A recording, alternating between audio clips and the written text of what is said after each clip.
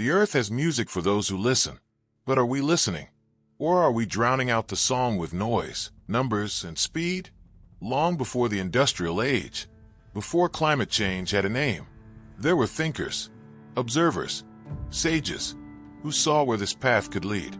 They didn't predict solar panels or melting ice caps, but they warned us about hubris, excess, and forgetting our place in the cosmos.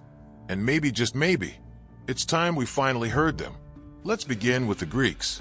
Plato, over 2,300 years ago, he wrote of a Greece stripped of its forests, its fertile soil washed away, its rivers shrinking. He called it ecological degradation before the term existed. He knew that once nature is out of balance, society follows. He saw wealth not as gold, but as a healthy state where humans and nature are aligned. Aristotle was fascinated by balance.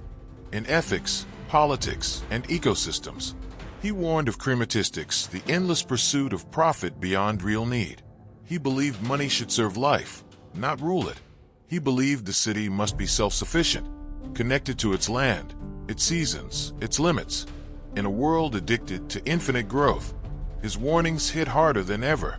To Pythagoras, the cosmos was harmony. He believed all life was interconnected through vibration and mathematics. He was among the first to link spiritual well-being and natural order. He was a vegetarian not for diet, but because he believed all life carried sacred resonance. Disrupt the harmony, and disharmony echoes everywhere. Now we travel east. Laozi, China. Laozi taught that the best human systems are those that mimic nature. Nature does not hurry, yet everything is accomplished. He believed the wisest rulers were like water.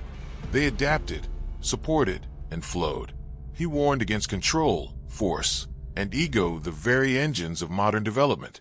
Today, we're rediscovering these lessons in systems like biomimicry, permaculture, and nature-based economics. But he told us, thousands of years ago, Zhuangzi, Taoist sage, Zhuangzi asked us to stop pretending we're separate from nature. He told stories where fish taught philosophy and butterflies questioned identity. His famous parable, "Am I a man who dreamt he was a butterfly, or a butterfly now dreaming he is a man?" He taught fluidity, not control, adaptation, not domination. In the age of climate uncertainty, his way may be the only way forward. Let's now cross to the Indian subcontinent. The Buddha. While often seen through a spiritual lens, Buddha offered clear ecological wisdom. He taught about interdependence, that nothing exists alone. Not a tree, not a thought, not a life. He taught moderation, the middle way, as a path to balance, inner and outer. In the modern world, where extreme consumption is the norm, this ancient balance may be our last hope. Mahavira. Jain philosopher Mahavira preached ahimsa, non-violence toward all beings, not as morality but as survival. Jains walked barefoot to avoid crushing insects. They believed every soul, even in water or fire, deserved respect. Today, that radical respect might be the missing ingredient in climate action. Now turn westward again, to the desert. Hebrew prophets, Amos, Isaiah, Jeremiah. These prophets weren't just spiritual guides. They were early voices of social ecology. They warned societies that oppress the poor and exploit the land would collapse from within. Amos thundered, "Because you trample on the poor, you will not enjoy the fruits of your vineyards." They taught that justice, land, and survival are one. How did we lose this wisdom? How did civilizations built on harmony become obsessed with extraction?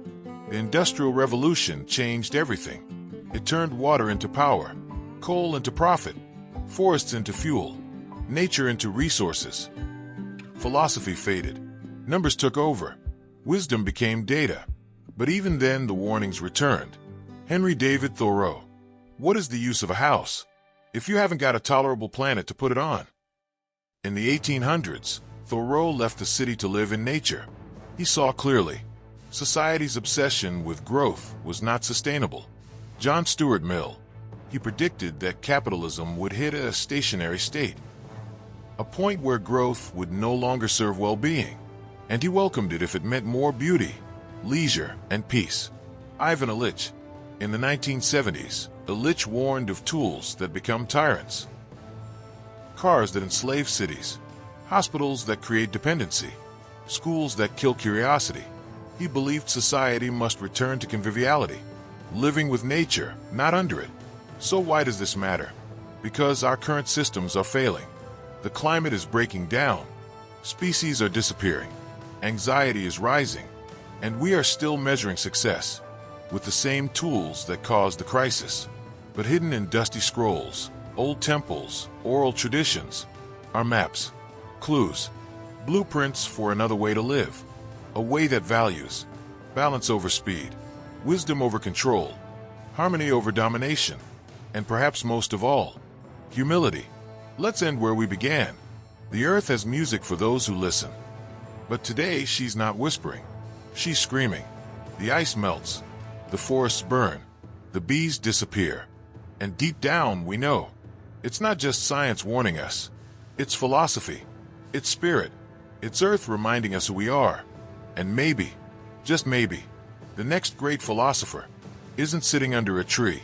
It is the tree. In our last video, we explored nature as an invisible economy. But maybe it's also our oldest teacher.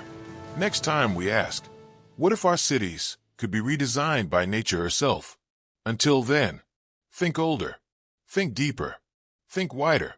PlanetariHub. See the world again.